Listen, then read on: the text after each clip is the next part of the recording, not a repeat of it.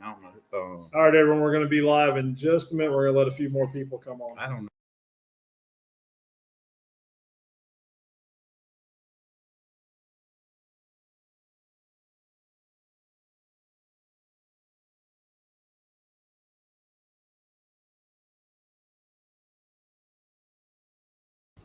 Cool. You ready All to right, go? everyone. Welcome to this might be the only December fishing report Yeah, with Christmas coming up. Yep.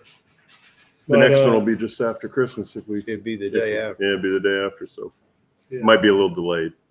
Yeah, so the next one will probably be the first part of January. But anyways, we're going to talk about current conditions, what to expect coming up, and Pat's going to tell us some lies. I don't know why you elected me to be. Well, we're late because we had to wait on Pat to get here, so Yeah. we'll just Right. start that out. Yeah. Okay. I didn't even get a shrimp. You know? These guys were out having seafood dinner at Deal's Oyster House when I got here an hour ago. What time is it? Yeah. Well, we thought you were going to catch fish and cook them for us today. Uh-huh. Who told you about the Christmas party? Right. And yesterday I was with Kenny, Mr. Mullins here, and we discussed in full about 30 minutes about today, and he forgot it completely. But he had some starter troubles on the boat, so Yeah. we're gonna forgive him this But we time. made it. We're here. But we're here. Yeah. So let's talk fishing. Yep. Okay. I'm ready. Last time I went out, I caught black sea bass, and it was every cast. When was that? Monday. Okay. I hadn't been since then, but like I said, I had some woods and water to deliver.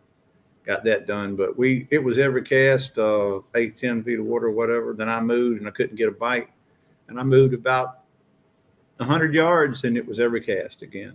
They wanted to be in the areas where there was no grass at all, or just rock and sand, and the water where the water was clearer, where I could actually look down there and see them on the bottom. How deep? 8 to 10, I just said. Yeah. Okay. 10 foot was better than the 8. I saw 200, maybe 300 cormorants with their seagull buddies in one area. So I have a feeling that some of the pinfish are starting to ball up and move offshore. I hope so. Mhm. They move out there, and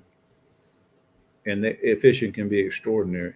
Caught a black sea bass who spit up a butterfish. I haven't seen a butterfish in 25 years. We used to have them around the markers, international markers, 18, 20, and 22.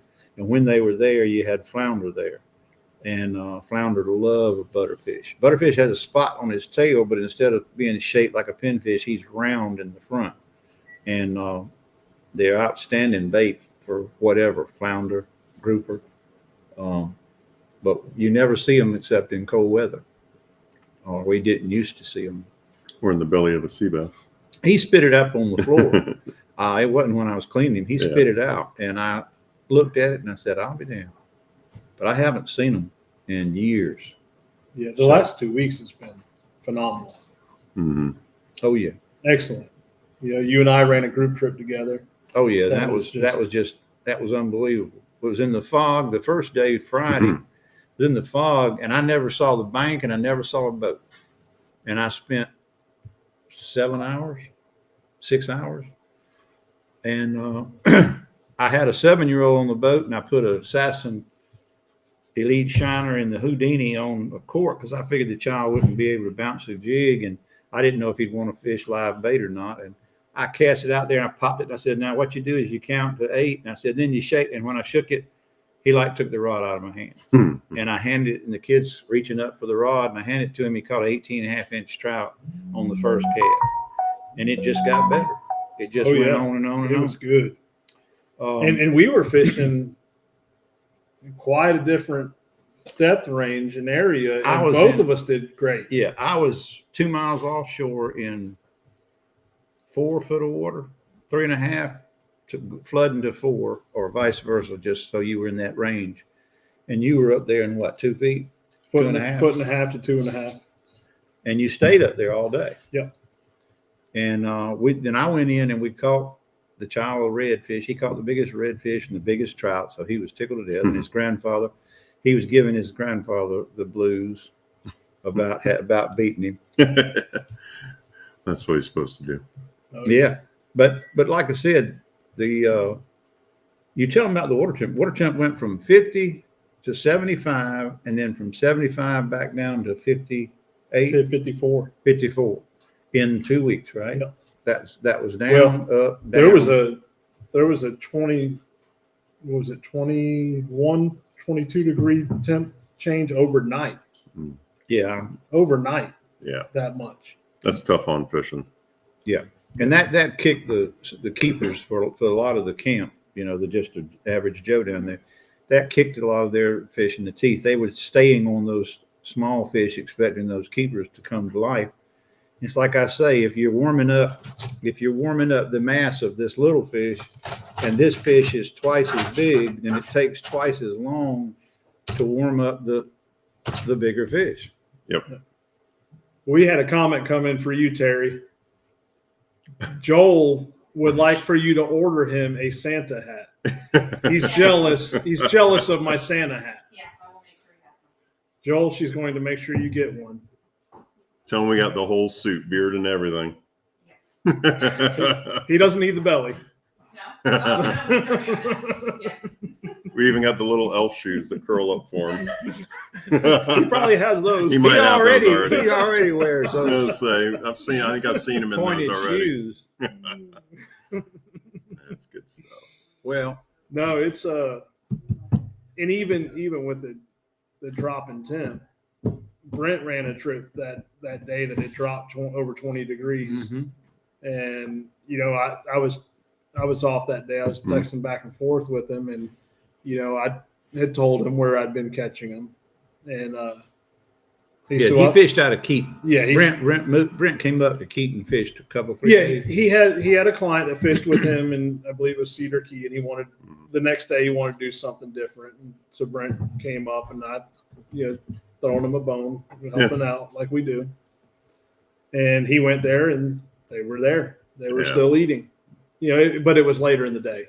I think the big thing this time of year, especially when if you can find some consistency in the weather, your bite will obviously stay consistent. As the fish this time of year seem like they're very weather driven.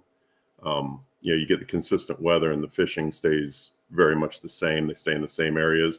As soon as you get a change in the weather, your fish are going to move, because you're going to have temperature changes. You're going to have, water clarity changes and everything like that. And this time of year, especially, I seem to notice more where the mass of fish, because the water's colder, they're obviously grouping in around warmer things or where there's food. And those masses move as one. They don't move in the summertime. They'll move, you'll find individual fish moving here and there. It seems like this time of year, they move as a big group. So once you find them, and sometimes if you fish after a weather patterns come through, whether it's a front, whether it's just rain, whether it's wind even, you have to do a little searching sometimes. I mean, we do it all the time, but we do it not out of necessity, but we do it out of habit. We have a really good morning. A lot of times I'll spend an hour or two and fish places I haven't fished in a while, just to see if something's moved in there. And like I said, it's just habit to us to do that. Now we're struggling and need to find something. We typically go to stuff we know. Right. But even that at times, like I said, especially this time of year, it doesn't always work out, because they move. I'm going to interrupt you. That Friday we were talking about, it was foggy. The next day I pulled out on the same drift and we couldn't catch a keeper fish in 30 minutes worth, but we probably caught 15, maybe 20 trout. And I said, sun's out, frog's gone. These keeper bigger fish are not going to feed. And we left. And when the breeze came up, and it was calm, it was too calm that Saturday. It was slick. And so the afternoon when the tide flipped, we put, I think, 9 of our 15 trout in the boat, just like that when that breeze came up. Well, those fish were there, but they're not going to feed until the conditions are right. Mhm. And it's even worse for y'all up shallow, isn't it? When you have that situation, when those big fish are leery, you can catch a trout every cast, but you're not catching keepers until they get the cover to move about in. And I think the other thing that we deal with up being real shallow a lot of times is, this time of year on these big negative tides, obviously there's no water for a lot of the day where those fish have been. So, when they come back in, they may be 100 yards down the bank. They may be, 200 yards. They may be right where they were, but they aren't always, it's never the same thing twice. If they're out in a little bit deeper water where the water never leaves their backs, like you said, they may be there waiting on the right conditions, Right. but they're not gonna get forced away from where they want to be. I call that the sheet of ice syndrome. It's like those fish would be just like a Mhm. sheet of ice sliding in and sliding out. But as opposed to the negative connotation of the ice, it's probably warmer water, Mhm. and they're staying in that warmer water that's moving. It's getting pushed offshore on the outgoing tide, and then that warmer water, if it blows for 3 days, your bite goes to hell Mhm. because that warm water is Gone. They blew it offshore. But if you can get that afternoon push from the southwest to hold that warmer water that the sun has warmed up during that negative low, it's warmed that mud. The whole substrate is 10 degrees warmer than the water coming in. And when that water pulls back out on them, that's when they key up and they just feed like every cast. Yeah, and we find, I notice, if I'm fishing out of the airboat, obviously I want the least amount of water I can get. Right. I'm not really worried as much on temperature. Now, it does make a difference because first thing in the morning when the water's cold, you have to work the bait really slow and your bites are really slow. Right. And unlike today, when the sun does come out and starts warming a little bit, your bite is enhanced. The I've fish, wanted that sun to come out warm so for bad more today. reasons than one. I was freezing. But on the other side of that, if we're fishing, if we're not in the airboat and fishing out of our skiffs or whatever, like what you said, I'm watching where the water, when the water starts filling areas, because those areas are going to warm up. Yep. And the fish are going to, they're going to go to rock. They're going to go to mud bottom, that's getting covered up, for two reasons, mostly warmth, but they're going to go there to look for food too, because Right. everything they eat is going to do the same thing that the fish are doing. Yeah, and I think I think your fish, the shallow water fish, seek the sanctuary of that warmer water more so because their water temperatures will crash quicker than a fish out in 4 Mhm. feet of water, Oh, for sure. and so they're much less aggressive until you get what you want, which is that afternoon and that push to hold that warm water in there. Mhm. And see, that's been a challenge. I shouldn't say a challenge, but been having to do some maneuvering because, we're on these fish that are shallow, Mhm. and we get these overnight 20-degree drops, and Yeah. they may push into a hole somewhere. Well, then 2 days later it warms up. Those fish aren't staying in that hole; they're moving. Right. So you got to be on top of them. And, I've noticed a lot of people just out there running all over the place who were fishing some of those when they got in a hole, they could catch them. Mhm. But then once they got out of that hole, they didn't know where to go and they were just running all over the place. Yeah, you kind of got to, you get an idea if you're out there enough, you get an idea of which way directions and stuff like that. But typically they're not going to move real far. They're, what I've always found is they go to the next good piece of structure. Right. Usually what again, they're not looking for food. They're looking for the sanctuary. Right. They're looking to escape the cold. Mhm. They are literally can detect the temperature change of 1 or 2 degrees where the little fish can. It's like we were talking about those big flounder. I think those big flounder can detect that temperature change just the slightest bit and then move just like that big trout can do. Speaking of which, I think they can detect when it's November 30th and December 1st too. We caught them today. Yeah, I didn't catch them I caught a few, but I didn't catch them like I'd been catching them. Well, you can keep them after the 15th Of what? of December, Oh, okay. right? Is it the 1st of December? I don't know. He says he just keeps them. I don't. I hope it's the first. I don't fish for flounder like Billy and I used to, and when he was here, that's what we did. this time of year, we flounder fish from November through December. See, now I find that hard to believe because when we were working over there in Keaton Beach and that shrimper brought over that that cooler full of flounder, you Right. lit up like Santa Claus. And all I seen was, I love that it. is a lot to clean. Well, man, I was happy to have them, believe me. I'll clean them however many of you bring. Well, he brought a bunch, that's for sure. Yeah. Yeah. So, But that was, I don't know if it was legal or not when he had them. well, they're legal to have them. No, they're not. They've got to have a license to keep fish to do that. Well, Yeah. So, Well, everybody went dead. On another note, Pat, you want to talk about what you've been throwing, and then I'll talk about what I've been throwing. I found a color they don't even make anymore and pulled it out and just wore them out. Then wore out the blackfish with it. So that text just came in from one of our viewers. October 15th to November 30th from October 15th, 26th. Oh, well, okay. It's open though. It's said open. It's open. Season's closed. like I said, Oh, it's closed during those dates. yeah. Well, so the big flounder they vamooshed. Well, yeah, I didn't catch them like I'd been catching them. I was catching them, you know, and I know all of us were catching a lot of good flounder up in the creeks and outside everywhere. So the 31st, I caught some. None of the 31st you did? Yeah, we caught You some. mean the first? There's no He means 31st. I mean, the 30th. 30th. The 30th. Sorry, I was looking at. There is no November. There's no November 31st. Sorry, the 30th. I never Yeah. could. You caught I some never good could ones. say that jingle. 30 days, half September, April, May, and December. The last day of Never did. November, we Yeah, caught it's the last day of the season. We caught some. We'll say that. We caught some studs. Yeah. Well, anyway, what I've been catching them on is assassin. The trips we were catching them on, like I said, the little elite shiner, and we talk about silhouette. And maybe a lot of y'all don't believe in it because you're using a man's stingray grub just like your grandpa. But you had to have the pinfish needed to cut off the tail. That thing has a swimming tail, and once they cut that tail off, that bait became smaller, and those trout just eat it up. Mhm. But no.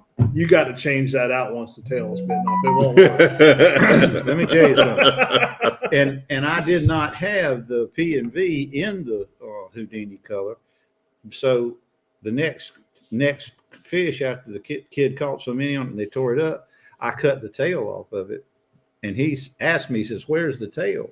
And I said, "That one didn't have one," and threw it out there, and he caught a fish. Just and then give it he a didn't- try. Yeah, let's just throw it. Yeah, this is It's working. too long a story, to tell a 7-year-old. But yeah, and then we also caught them on the. I caught some bouncing a Houdini, but I did better on that night shiner, which is a color that looks a lot like bone diamond. Bone diamond. Oh yeah. It's very similar to that and the old Tennessee shed that Assassin used to build. But I noticed, and Kenny kids me about Stinky Pink, and his son Lakota likes Stinky Pink. Well, when that water ginned it out about 3 weeks ago, we couldn't find stain anywhere. The Stinky Pink kind of went to hell. Mhm. And the colors with the browns and the tans and the naturals, I call them winter colors, which were the Arkansas shiner, Tennessee shed, night shiner, bone diamond, whatever. The ones that have that tan color, whatever it is, and whoever it is, that's the cats being out right now. And like I said, I just happened to find a whole bag of bags, which is 12 bags of those night shiners. And I caught fish for 3 days on them. we saw that today. I had from a previous trip, I had on a couple of the Little Johns in the pink with silver glitter, and we were doing really good on that color. And one of the guys was throwing that today, and then the other guy was throwing Canadian Canada crawl. Canada crawl. Yeah, Canadian. the Canada Craw that you had given me, and I mean, it started out, it was ugly to start with. I mean, Dave on the Canadian Craw or the Canada Craw was catching every fish, and That is an awesome color. yeah, they wouldn't hit the pink one, and finally we changed that one out, and he started. I'm not a big believer in color all the time, but it was because we never moved. We stayed in the same spot. When I looked at that in the pack, I thought, yeah, it looks decent.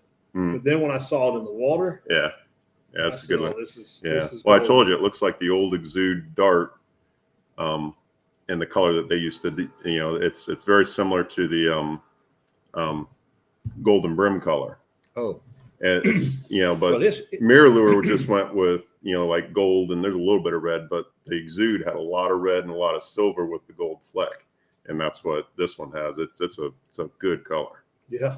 so what he's telling y'all folks is that this color it doesn't have a gray base plastic. It has a darker, twice as dark as that, because Golden Brim is almost a black bait. Yeah.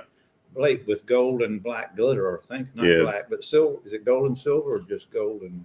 So Golden Brim, the original one from Exude had red, silver, and gold in it, and it was black, but it was more of a translucent. As it evolved, it became very the color became very dark.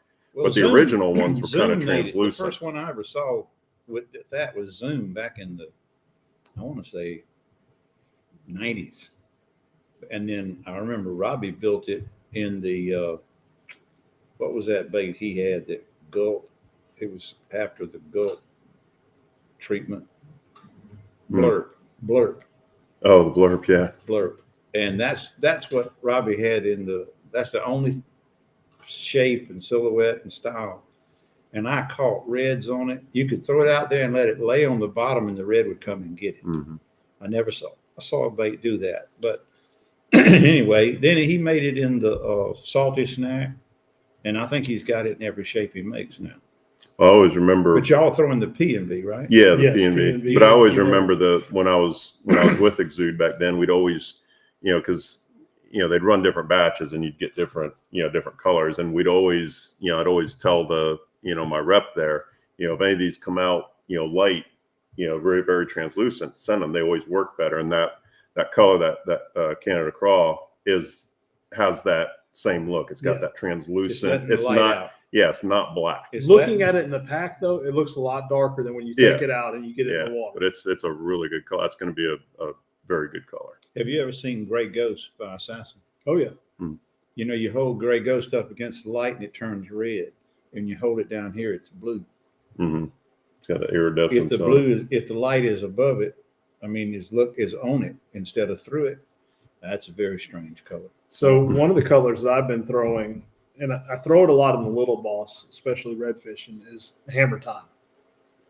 And then I got it in the 5-inch. Well, it looks different in the 5-inch than the little boss, but it's been working really, really good. And I had 2 guys fishing with me 3 days in a row before Thanksgiving, and one of them stopped and bought, because I was catching them on the Hammer Time. So he stopped after day 1. He went and got the Panhandle Moon Moon. in the 5-inch. Yep, in the And wore 5-inch. Kenny out for 2 days. Yeah, he got me back. So that first day, that Hammer Time was on. And you I was didn't still give him one to catching. use? No, of course. But you never fished Panhandle Moon, had you? No, I'd never fished Panhandle Moon. But he went to Wilson. I don't know if it's Wilson, probably Wilson's. And he was trying to find Hammer Time. Oh, he found one close. So he found one that was close, but that little bit of difference made a world of difference on the water. Yeah, and it seems like this time of year, spring, they're just amped up to eat anything they can find because they're hungry. So, I've never been a big color guy then. Summer, obvious, and fall's the same way. But wintertime, I think their metabolism is slowed down. Their feeding is slowed down. I think they actually, look a little more at what they're eating, and they're a little more specific. So I think color this time of year, especially with the water as clean and clear as it is right now, You know, I mean, I color does definitely make a difference. Even your jig head colors. I've always been a big proponent of just regular lead colored jig heads, but you know, I know, and Are you beginning to learn better than that? I'm coming around. I've been throwing pink jig heads. Yeah, I haven't been throwing pink, but they make there's like a natural colored one that Yep. Robbie makes over there. Brown. Yeah, the it's new like a penny. Yeah, It's the new called penny. Yeah, head. the new penny one. It's I got a little use bit of it glitter in it. In the Pro Elite. Yep. Yep. The Pro Elite was And I made- love that shit. I love that profile, that jig head too. Yep. It's just, it'll slide It's through. like a stuff. shovel. Yeah. Yep. I've been throwing the Pro Elite the 1/16 ounce on high tide Hmm. or deeper water. Yeah. You know, if there's not a To ton swim of, if there's not a ton of water movement.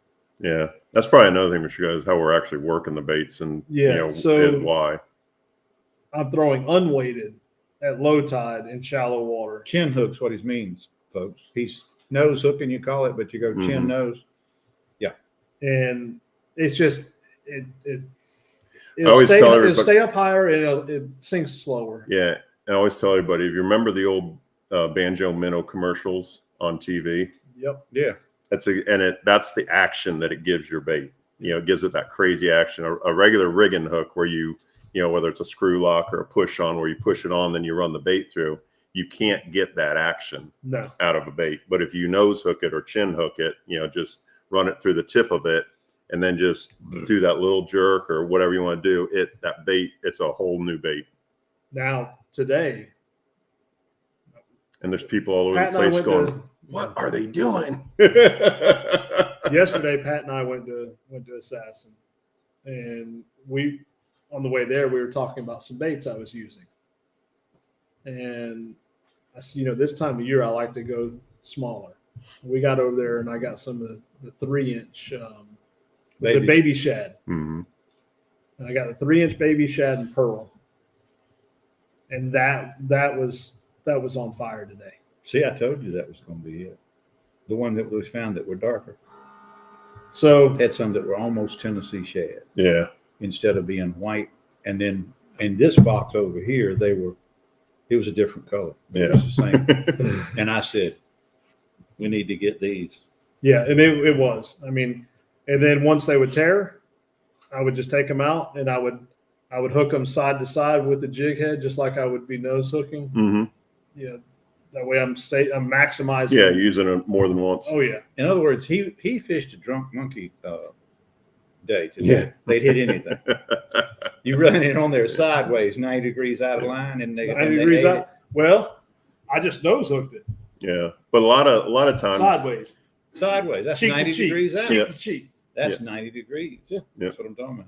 But this time of year, you know, we have, you know, especially around the moons, you get a lot of current, you know, and you get such low tides when that water starts coming back in the creeks. You know, if you're in a regular boat, if you're in an airboat, canoe, kayak, whatever, you're in those creeks as that tide, you know, when you first start, you can use those real light baits and everything like that because you don't have a lot of current in there and the fish are active, but they're not actively feeding hard yet. And I saw it today on one spot we fished. We were in there as the tide was changing. I could watch it raise up and come to us. And we were using, you know, real light, you know, for me, light is, you know, 1/8 ounce, 16th ounce. You know, that's very light.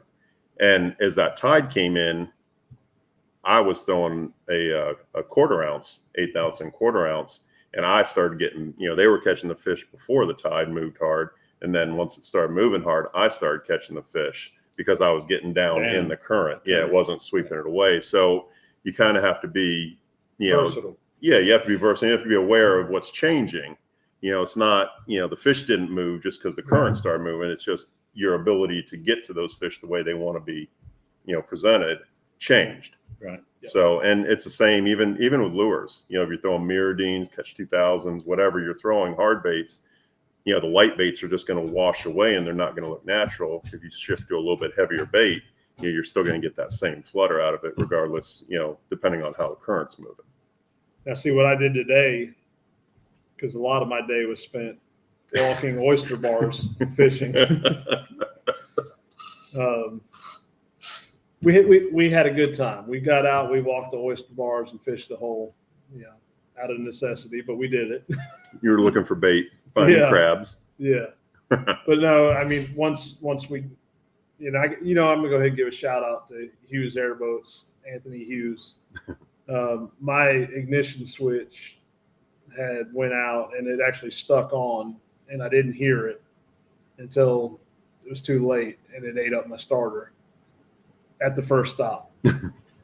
So I knew you were on the water, so knew you weren't able to help me out. I didn't have a spare starter with me. So I reached out to Anthony, and he picked up a starter from my wife, picked up a boat from his shop in Madison, came out on the water, changed my starter, and he actually hung out there all day in case something else went wrong. That's That was service. You're not going to find better service than that right No. there. No. So, and he also does outboard service. If you guys don't know that, in Madison next to L&W Processing, I got to give him a shout out because he was so good to me today. Well, he's always been good to me. But anyways, by the time we got it going, the water rushed in fast, and so I had to move around. Yeah. And when the water came up, I got away from the current. I got to where the outer edges where it's washing it up on the mud flat and was catching trout. So we may have been catching them in that hole when the water movement was less and the water was down. But you got to be able to transition outside of that. You got to know when to make that move. And the one thing I've fished out of airboats on the negative tide since '96. And the one thing I've always noticed is when the water's low, obviously the fish are in the holes because they have to be. They're not there because they want to be. They're there because they have to be. So as soon as that water comes up, I always tell my clients, I'm like, we're losing our advantage. Once they get up and out of there, airboats aren't worthless, but you can fish them a lot more effectively out of a regular boat. Right. So, in your situation, you didn't have much choice. Once the water got up, I'm usually going in, because my bite's done. But the fish are coming out of those holes and going where they actually want to be, whether it be on a warm mud flat because it's warm, more than likely the reason, or if they're going looking for food and moving out into the flat. And I think it was a combination because where I was at, I actually went to this particular location where one creek. Particular location, and I'm not going to tell you. Right. One creek fed into three, Mm. and there was a flat in the middle of I know all of that that. spot. So my theory is it's warm, yes, but also when you have one flowing into three, you have bait Yeah. scattering across that shallow flat. And current and oxygen. You got oxygen. Yeah, they're gonna once the water comes up, they move to the feeding stations. Right. They'll feed in those holes just because if I was put into a room and somebody threw a hamburger in there, I'm going to eat it because it might be the last meal. But if somebody unlocks the door and I can go to the restaurant, I'm going to do that as soon as I can.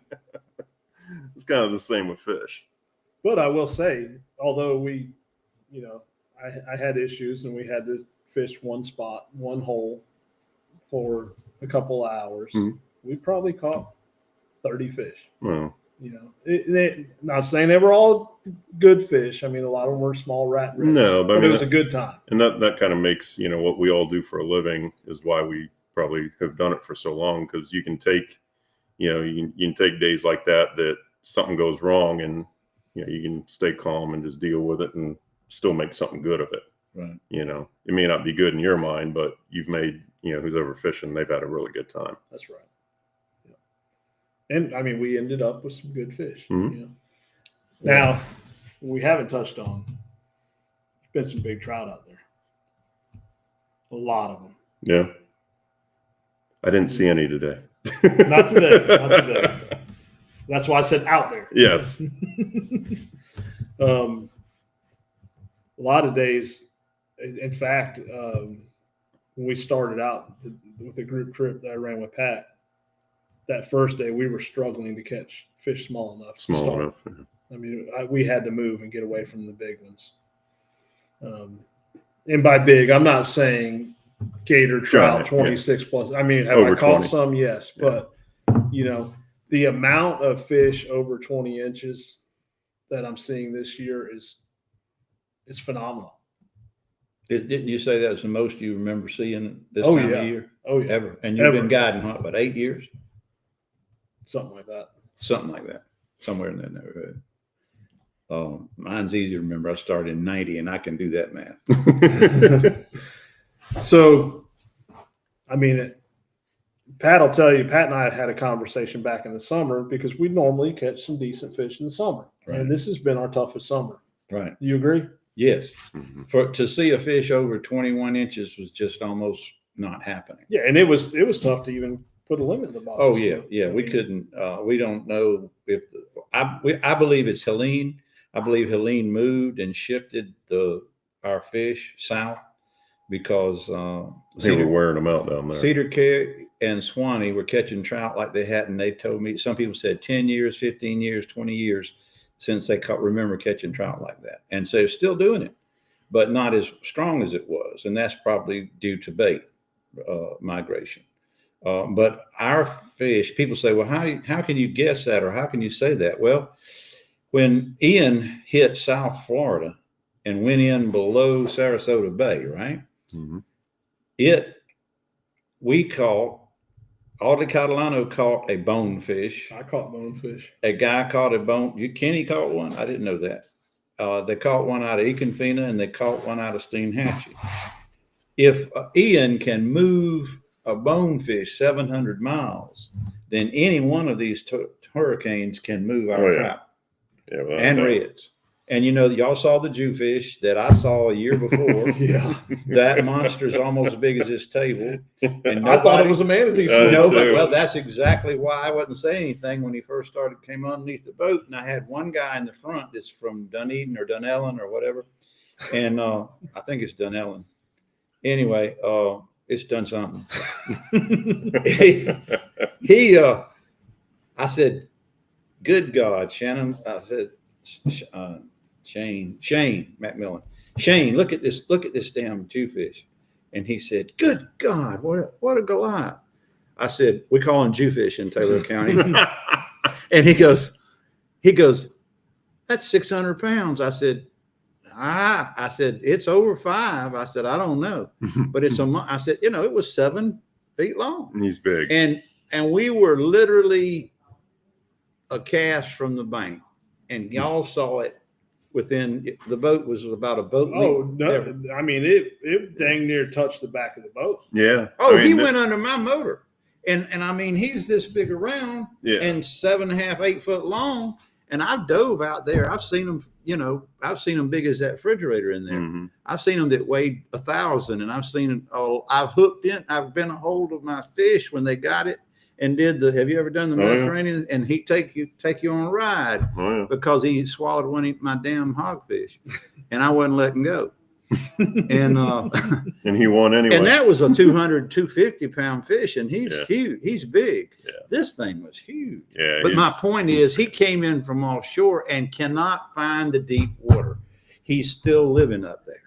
and there's enough food for him not to worry Yeah. about. And when we saw him, it was at low tide. I mean, it's Yeah, a it pretty was- low tide, and yeah, he was headed into a creek. Yeah, there couldn't have been And 3 it's the foot of same water. creek we saw him at. Mhm. And so what I'm saying is, if it can move those fish like that, then it's a very small baby's butt to believe that they've shifted some trout. Yeah. And when Kenny said, reckon our trout came back. And I said, well, I can see how the larger fish would be the first ones to move Mhm. back because they're going toward an area of more bait. There's a lot more bait from There's a ton of Steinhatchee to where you fish at Yeah. Econfina than there is from Swanee to Yeah. Horseshoe because of the grass. You got better grass. And so those fish, once it got cold, looked around and said, I'm hungry.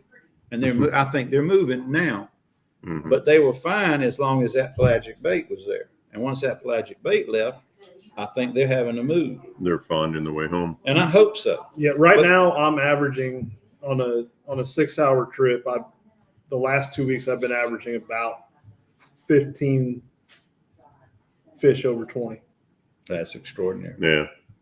every day. We hadn't seen that in 10 years. Yeah. Yeah. But like I said, even with the old 20-inch rule, I used to maybe have 5 or 6. Yeah. 19s, you know, that neighborhood was using pinfish. Well, back in the summer, I told you, man, I'm worried. Our trout's gone.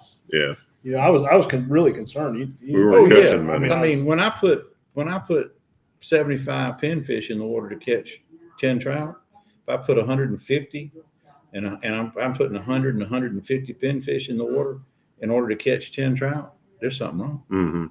You're not supposed You to. should be catching 100 trout on 150 of them. Well, you ought to Gotta catch a be, you ought to bunch. be doing better Yeah. than 5 to 10. 1. So we had a question come in from Nick Brandon. Says, what would be the difference, if any, in fishing sand or mud bottom during the colder months? Does one hold better than the other? So Oh, absolutely. I'll Yeah. talk about that. Yeah. You know, depending on where you're fishing at. I mean, so some of the areas I've been fishing, there is no mud. Mm-hmm. So I'm looking for those sandy patches.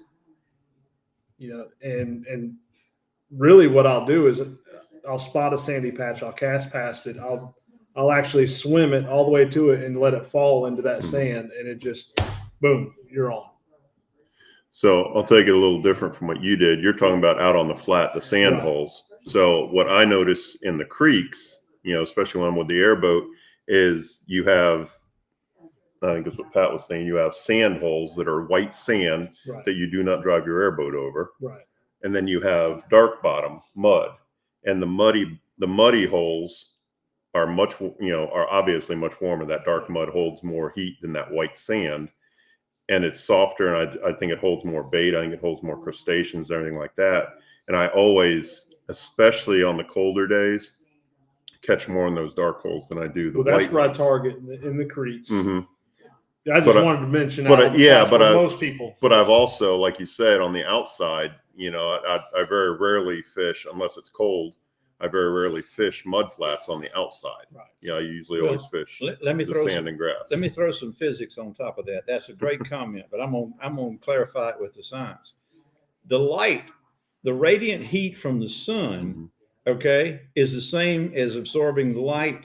And so the dark bottom is absorbing all of the colors, because black is the absorbent, Mhm. is the all of the colors of the white spectrum are being absorbed by a black or darker object.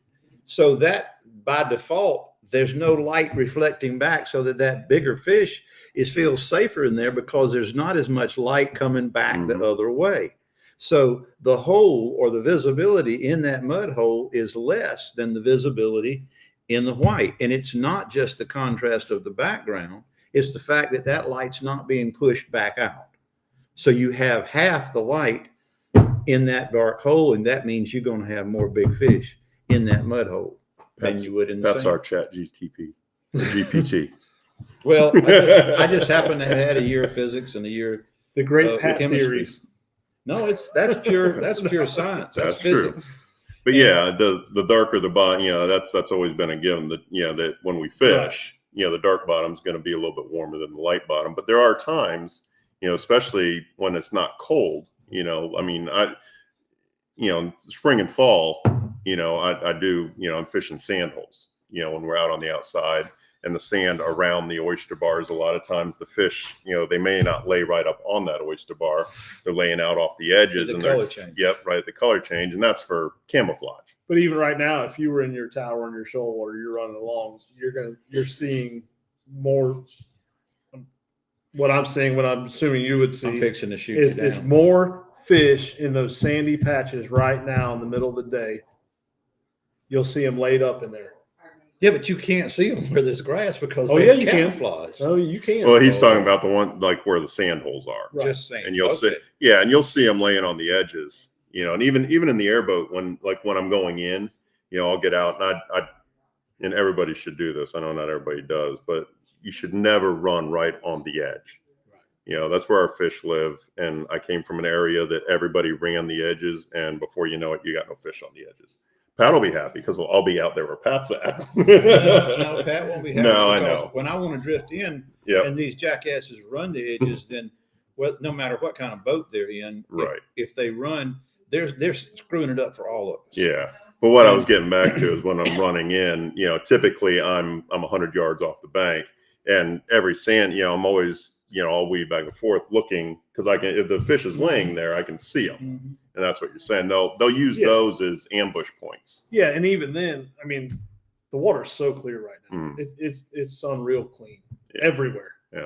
And I mean, I could stand up on my seat in my micro draft, and I can spot trout, reds in the grass. I can spot them in the sand, and there's just way It's more clean. fish in the sand right now.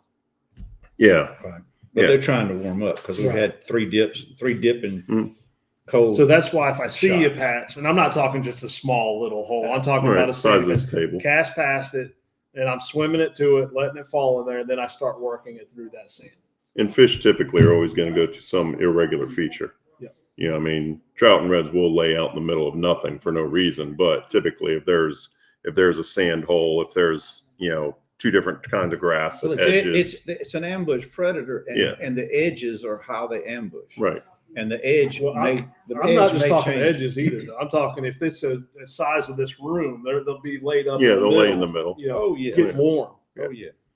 Yeah. I remember having my client from Chicago, Mr. Ed, and we were running, and he could not cast at that point in his life and target cast. And I ran from Keaton all the way to Yates Creek, and I must have seen 2,000 trout on every sand hole. Didn't have one or two; it had 10 to 15. And I said, "Well, I'm going to fish this on the way back, whether he can fish or not." And whatever happened that day, when I turned around and came back, they were gone. Gone. They were gone. They were there in the morning, but in 3-4 hours later, because we didn't fish 6-8 hours with Ed Finland, and they were gone, every one of them. And I never have forgotten it. I've only seen that many in 2 or 3 times. So what you're From saying the way I'm running. is even though from now on, even though you run over them, you always go back and try it right away. I would stop with anybody, but Yeah. he was 83 at the time. I've done it 100 times. You'll run over them. You'll look and you're like, this is the complete wrong thing to do, guys. But there's too many fish there, and go back around. And a lot of times you'll still, especially if it's trout, they'll move off a little bit, but you'll still catch them if you run over them. You're not going to catch them like you would have if you just drifted into them, but you'll still catch. So you're burning the flats for trout. Yeah, that's not. I'm going spot. How did we used to phrase it? Well, we've got to get from point A to point B, right? Well, you said burning, and I've heard I call it buzzing. But yeah, you're burning the fish up for everybody while you buzz them. I was just driving point to point. No, I'm talking to him. I'm not talking about what you said. He said when you're running over them, you're burning them up. I'm going to get back in on the shoreline and run the edge again, so I'm going to get accused of burning now. Well, which is worse? No, I'm telling you. I'm not even going to comment. On any now. given day, I mean, it's where you scared the most fish off, or harassed them, or Well, I'm gonna Now run you're where. harassing Oh yeah, I just can't win it. spooking them. I'm gonna run where I don't fish the most. So you're out of luck because I'm running in your neighborhood. I got it. You're the only airboat running 100 yards off the water, isn't he? Kenny? I ran pretty good ways off this morning. We didn't have a choice. Yeah, there wasn't any water. Well, no, there wasn't. I knew y'all were struggling. Yeah. Or at least to get into them. Well, the other thing now is we need to tell the Joe Blows, the general public, okay, how they can improve if they don't have an airboat, how they can improve their fishing if they're not fishing a creek or in a creek. There's plenty of fish that stay out Oh yeah. outside the creeks. But we got to give some techniques. I can So, start this. Yeah, go ahead. You need to change your tackle. You can't throw a gulp under a cork and expect to catch a fish that is moving so slow that he's never going to catch up to that pendulum swing. And I'm not saying that you haven't before. I love it when I tell this. They say, well, I did it last year in December. Well, it may have been, the water temperature might have been 15 degrees warmer on any given day. It just, despite the fact that our glorious president says that climate change is a hoax, it's not a hoax when you see 75 degrees in December, right, Kenny? Or Thanksgiving. I'd like to see 75 degrees. Mhm. Well, no, we did in Thanksgiving. Yeah. the Thanksgiving week. So what I'm saying is you don't have to have all of the techniques of finesse techniques down, but you've got to figure out what lure, whether you want to run soft plastic or a hard bait that drops slow like this with my hand. And you're going to have to learn to fish it in order to catch fish this time of year, no matter whether you're in 4 feet of water or you're in 1 foot of water. The fish's metabolism is the same. Just because he's out in deeper water doesn't make him easier to catch. There will be more short fish out there and more of these bigger trout that Kenny's talking about.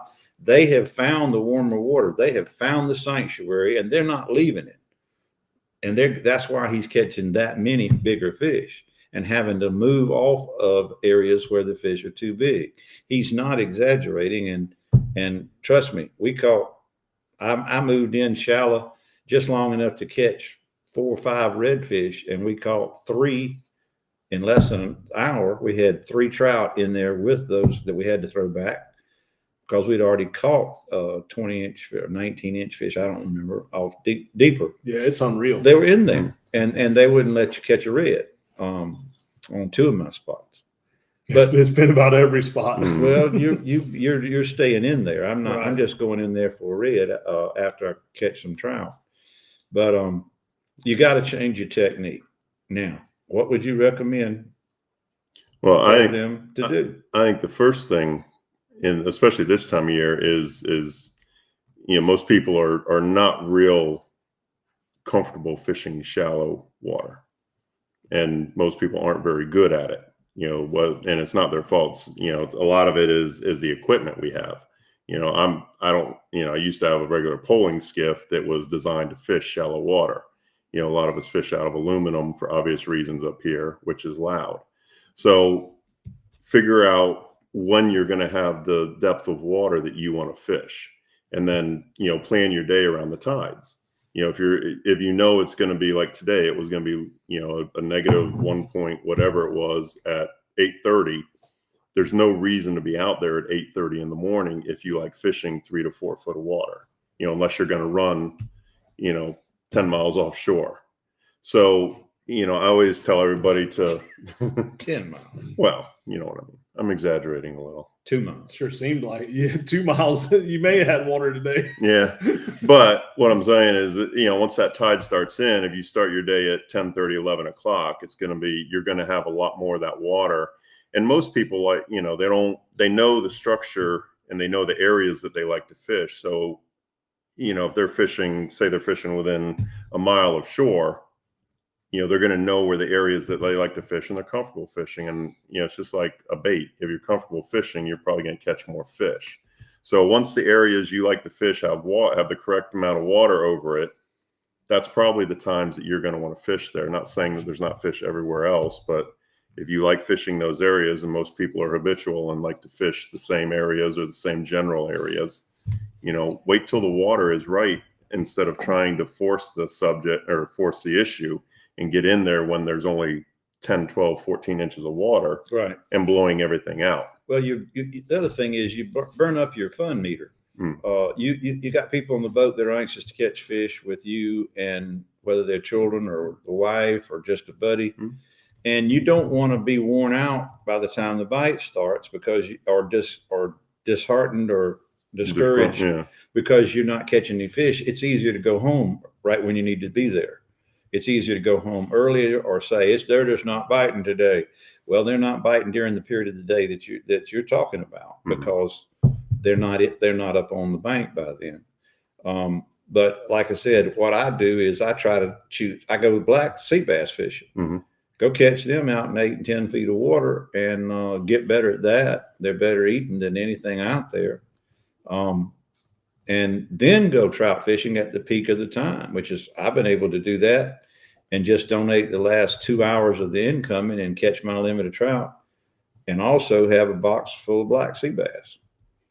We used to do the same thing when I bass fished. If the bass weren't biting and we spent 2 or 3 hours in 3 or 4 creeks on the Chattahoochee River called Lake Eufaula, we'd go catch hybrids or go jig up crappie, and get a box of crappie and go ice down a live well. I didn't ever carry a cooler. I didn't know what a cooler was for fish. We let everything go that was bass. So if we were keeping fish, we only had a little drink cooler for a couple of drinks, but then we just turned the live well into a cooler with crappie in it. Fish for alternate species, or go look for a red, and if you got access, if you can access an area. But the winter time is about the word access. And these two running an airboat can get anywhere they want to go. Doesn't mean you need to be on the water when they're on the water. It means you need to be on the water when they're moving back out and going home. Mhm. And they're just it's the same fish, and that fish is going to feed. And that fish is there. He's It's just in a different spot. He's just in a different spot, Yeah. and he's maybe in different depth than you're. And I saw it today when I was coming in. You know, we went by, you know, there was a couple different areas we went by. I was coming from the north, from up towards the Scylla back down. And, you know, there was a couple boats out there, and they were, you know, I was watching them reel fishing as I went by, and I got in the river, the Econfina River, and, you know, there was 4 or 5 boats in there, and 3 out of the 4 had fish on. So, I mean, there was plenty of there's plenty of fish to be caught. Oh yeah. You know, it's just, it's not, you know, I mean, I think wintertime's a little bit easier to catch fish, because once you figure out where they're at and what they're doing, there's typically going to be several of them there, you know, whereas in summertime, a lot of times they're spread out. They're corralled up, folks. That's what he's saying.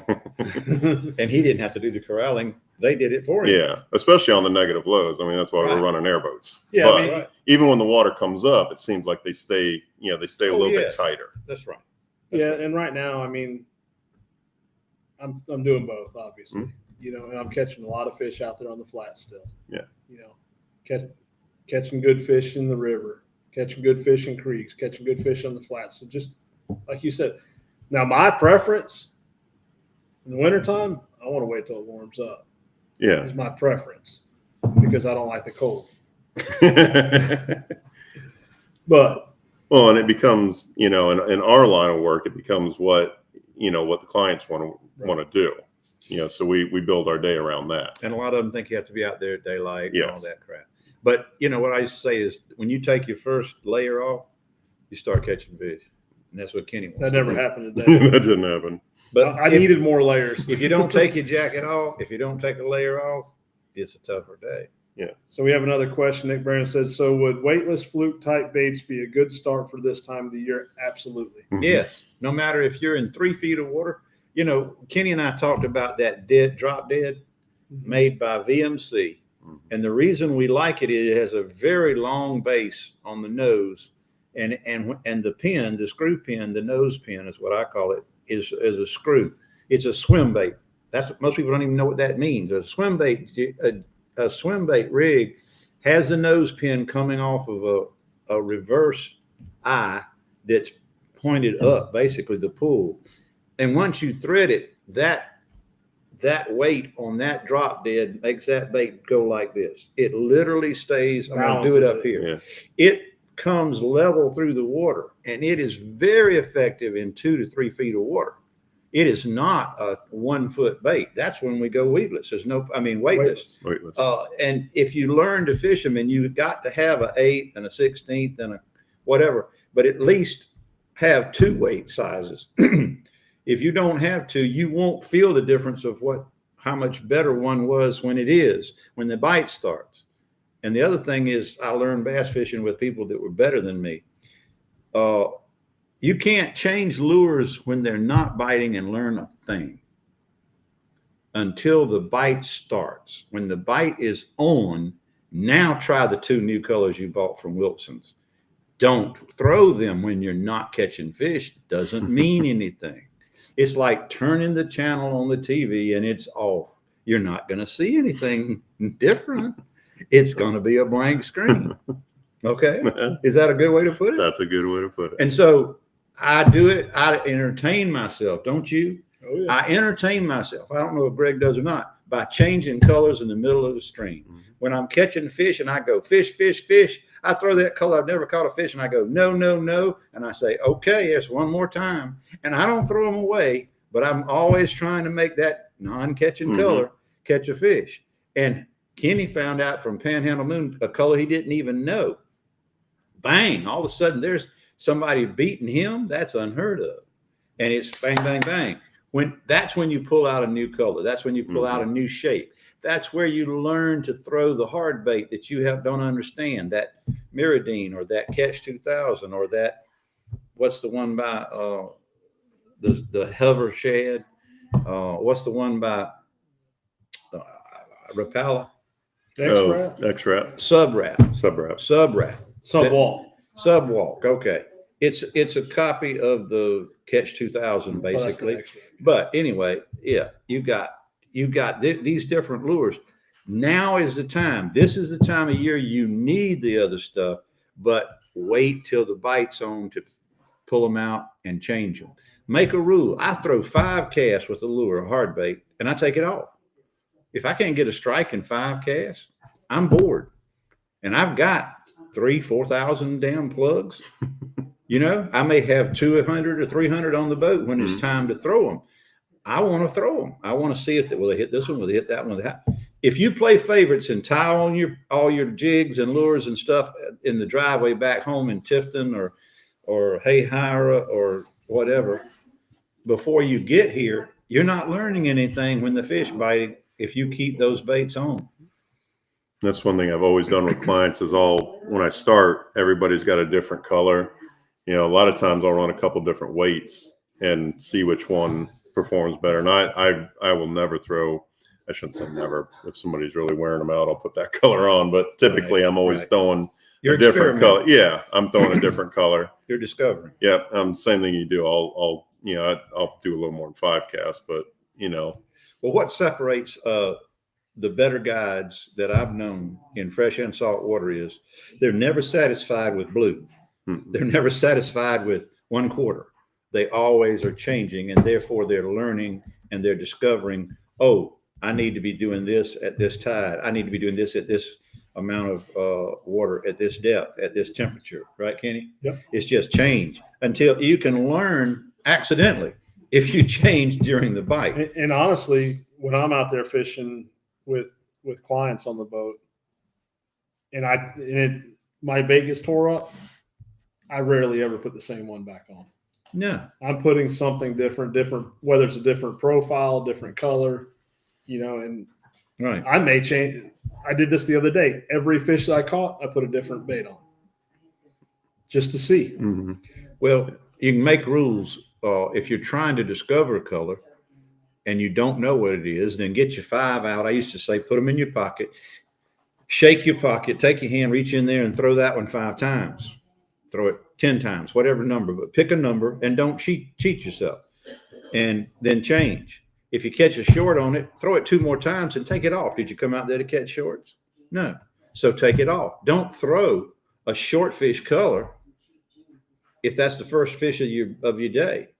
Take it off, and if you catch it, you might have the over 20s color in your pocket, and if you stay with the first one or second or first or second bait that you picked out of your pocket, you won't get to catch those 20-inch fish. So I'm glad you mentioned that, because I think I told you the other day when we were running that trip together that we were throwing watermelon slice, and I took watermelon slice off of everyone's because all we were catching was big fish. Mm-hmm. And I literally switched. He went the other way. He went back down the hill. Yeah. Yeah. And remember me telling you that? Yeah, When I went back? I remember it. And I said, I wish I had that problem, but like I said, my problem, I had a 7-year-old on the boat to take care of, so I wasn't changing that many colors. We were using pinfish, and when we weren't using pinfish, we were using a shrimp, and we were changing it out, but they were having too much fun catching a fish every cast, so I didn't care. And again, it goes, our clients dictate what we do. Yes. If, and there's going to be times where that guy's going to say, you're not taking my damn whatever color. Hey, give me that color back. Yeah. Where's my 20-inch color? I ran out. Yeah. Right. Well, you better not have a bag of them on the dash like I do. Well, my dash gets covered in lures and jigs. Well, what's funny? Go ahead. That trip, I told you the first day we both had shrimp and pinfish. Well, you had pinfish. Yes. I had some Tell shrimp. that. That's really good. So I came back to the dock with a with a box of really nice fish the Really? first day, So did I. and we did not use a single shrimp. Mhm. I threw them away. The next day, I didn't get shrimp. He says, "Did you bring shrimp today?" No, we didn't use them yesterday. Well, I'd like to use them. Oh, tell you, he had a child that didn't catch a fish. Yeah. He said, I wanted him to catch fish with him. And Kenny said, being the alarm went off in the back of his brain, and he got on that kid and taught him, and he went to catching fish. So what I did is I was watching the kid the first day, Mhm. and he was working everything too fast. And we kept telling him. So I brought a 1,000 reel the second day. I handed him the 1,000 reel, and what's he do? Slows down. Yeah. So then I switched him back to the other. But I told him, I Now, said, slow down. You slow down and tell him what you mean by that.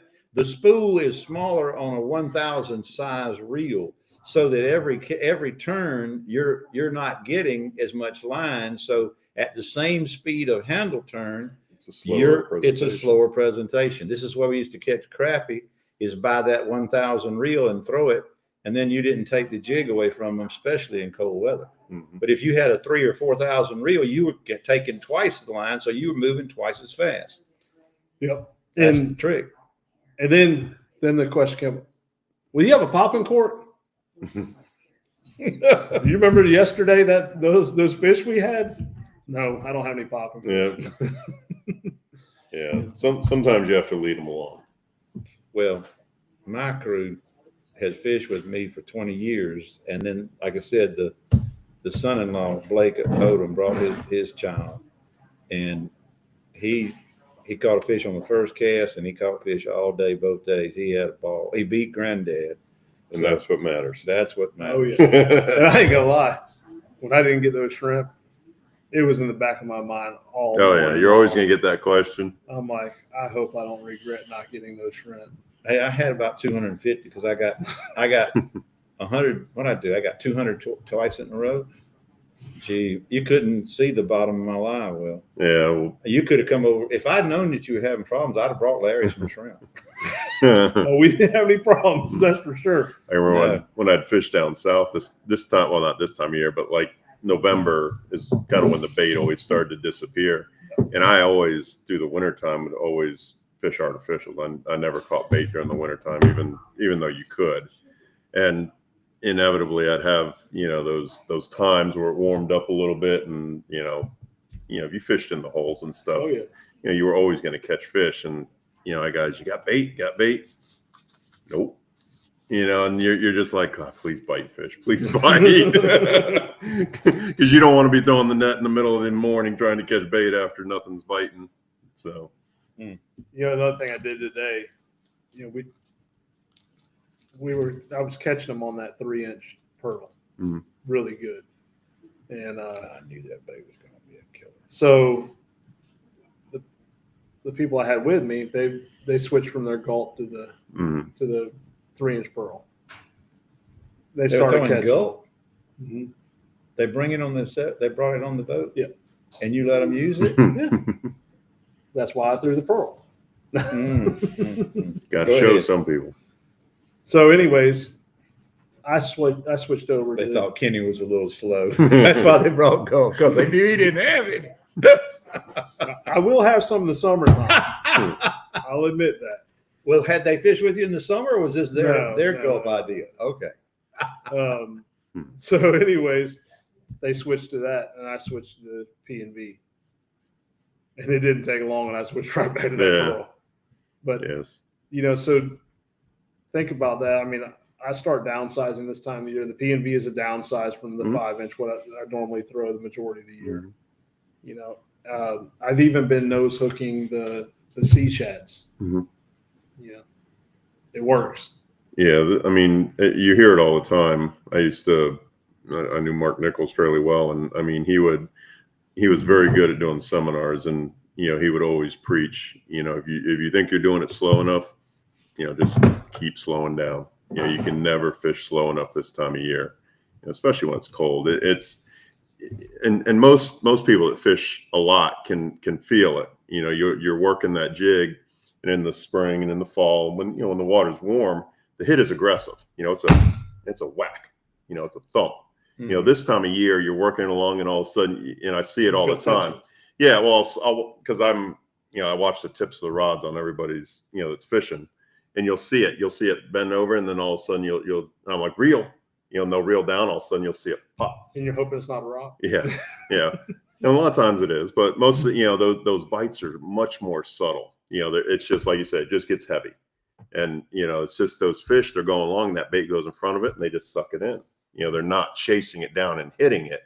And, you know, it's just something you got to learn to do. And the smaller baits, it's easier for fish to eat. They're not looking for a big meal, you know, like they would be, especially in the spring. You know, the bigger, you know, the trout are, you know, a good example of that. You throw a 9-inch topwater, exaggerating, throw a 9-inch topwater, you're going to catch big trout because they're looking for a big meal.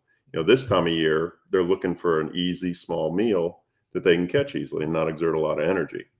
So, you know, Well, they don't make that decision. Their metabolism makes that Yeah, decision. exactly. They can't.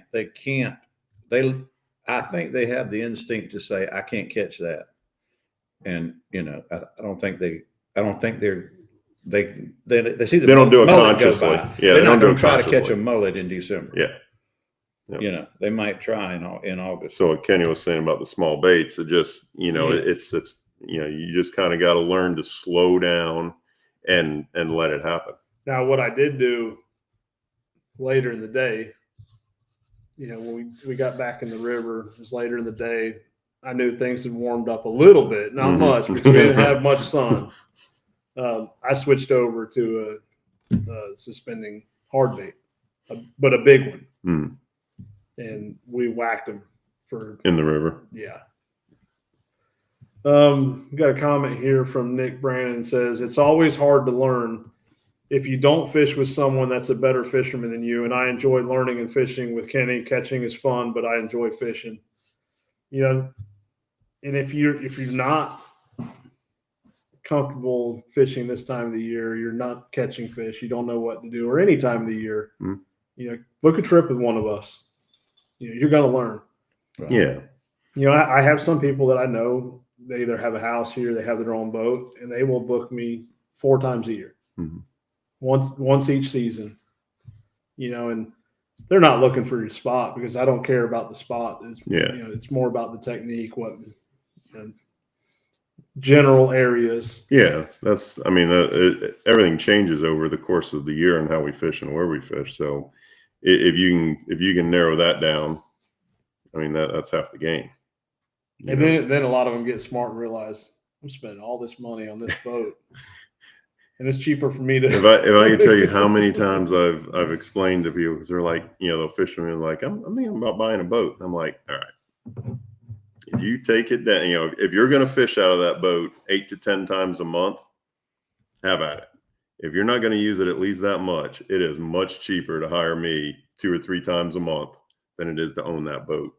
And a lot easier. You're going to have more fish to eat and a lot less cleaning.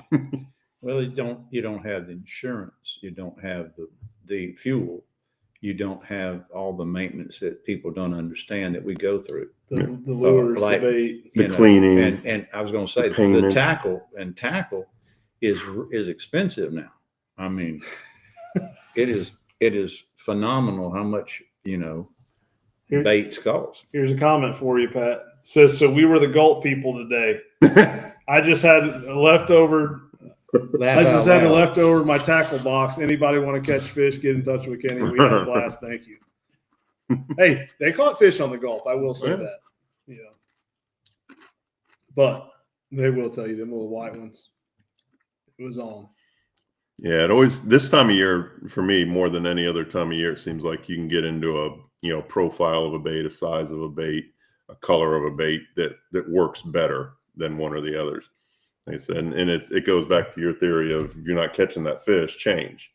In the That's right. in the spring or the fall, you know, when the fish are feeding heavily, I don't think that stuff matters as much. You find a time, like you like to say, you find their feeding time and they're going to eat. You just gotta have stinky pink. you just got to be in the right spot. Well, here's the problem. You know, I'm from Georgia, so I'm going to talk about being from South Georgia.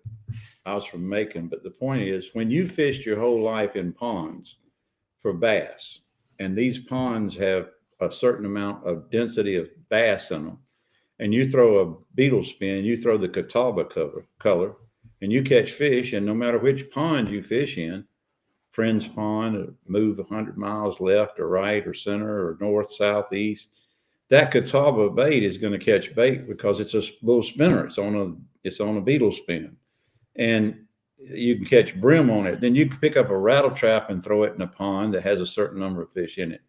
You begin to believe fishing is about how good you are with a particular bait, or having the endurance to throw it all day. And that's not the way our fishing is. That's not what speckled trout. They are finicky. They are particular. They are light-oriented fish. They're mostly females. Yeah. Well, I didn't say that, but they are light-oriented ambush predators. And a light-oriented predator is not like a largemouth bass or a brim. You can't just put your bait in front of him and catch him because the two were in the same vicinity. The presentation has to be believable by that fish. And what you're saying is, when the water temperature comes up, we get more reaction strikes. That's true. Mm-hmm. But we get more reaction strikes from short trout that are stupid. Mm-hmm. We don't get those same, we get an inspection, which means he gets a good look at it if he's a bigger fish, because he's careful. And he's careful, or he wouldn't have gotten this big. He avoided me and Kenny and Greg and you, any other fisherman, for his whole life, until that one day that someone tricked him with that particular bait. And so if you have a mindset like I do, that you've always got to be perfect to catch the world record, you've always got to do everything exactly right to catch a world record. I'm not out there to catch 16-inch trout. I'm looking for the world record. I've seen her once in my 30-year career. I did too, and Brandy knocked the hook out of her mouth. All right. But the point of the game is, I'm fishing for bigger fish, and I'm going to do it right. And I'm going to experiment, and I'm never going to think that I know it all. A know-it-all can't be a good fisherman. Mm-mm. You have got to be open-minded, and you cannot believe that you're going to catch fish just because you're good at throwing a rattle trap in Uncle Ned's pond. It isn't like that. I'll try some off-the-wall stuff. It is. It's not only entertaining to try to change, but it's a learning process. And so the best news I can tell you is, have more than one size, more than one weight of a bait this time of year, and learn to fish the slower. Like you said, what Mark Nichols said, as slow as you get, you still can go slower. Mm-hmm.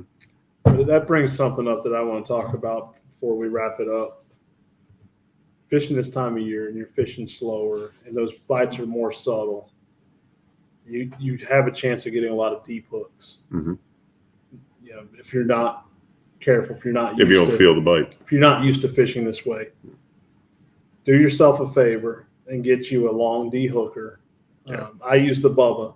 Mm-hmm. You know, it's about that long.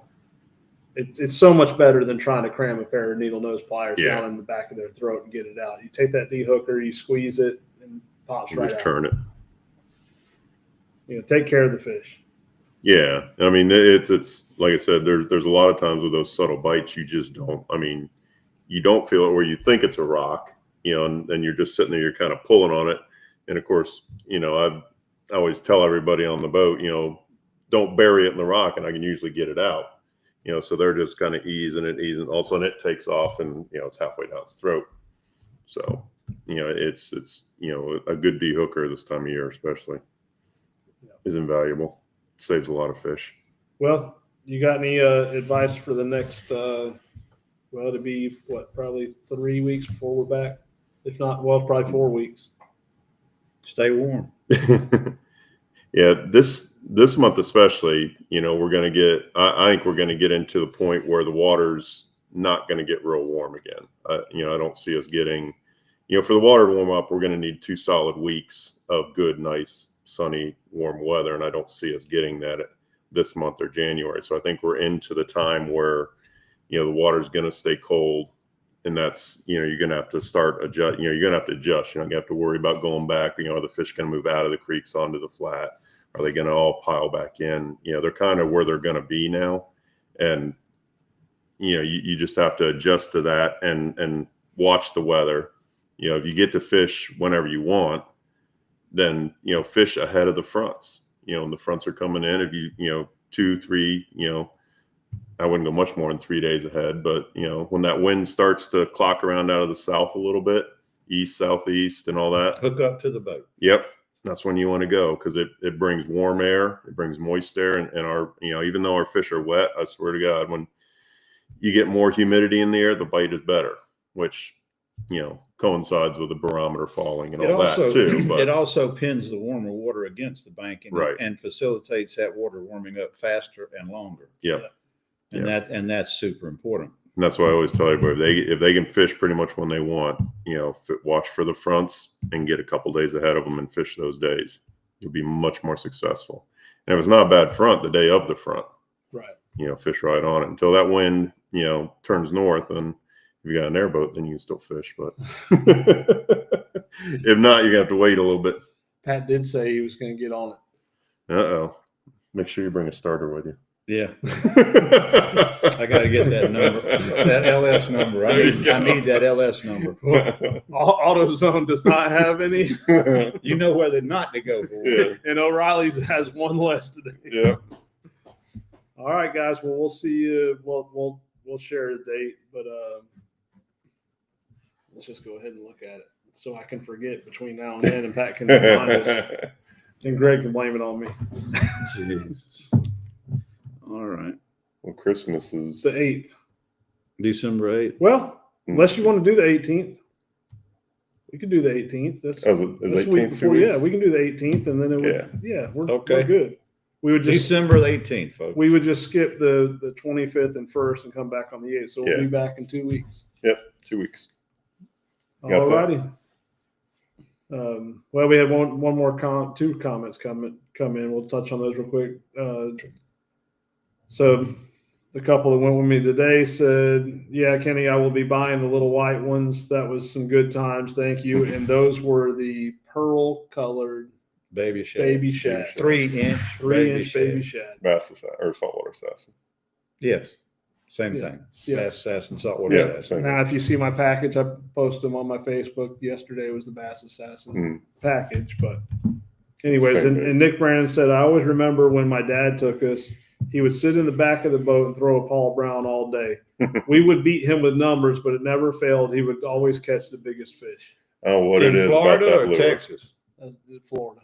Yeah, I don't know what it is about that lure. It just catches big fish. I know. It is extraordinary. It's- Well, we'll end it and- on. And wait a minute. And on the Ellen, you know, they make blanks now, which are Yep. just without the rigging and the treble Mhm. hooks, and you can nose hook them and you can fish them Yep. super slow. Eric makes about a dozen colors in that new blank, and it's exact same bait and color of the devil, Paul Brown devil, except it doesn't have the treble hook rigged in it. It's funny. I just ordered some of those from Eric the Blanks. I need to get some. Mm-hmm. All righty. We'll see y'all in a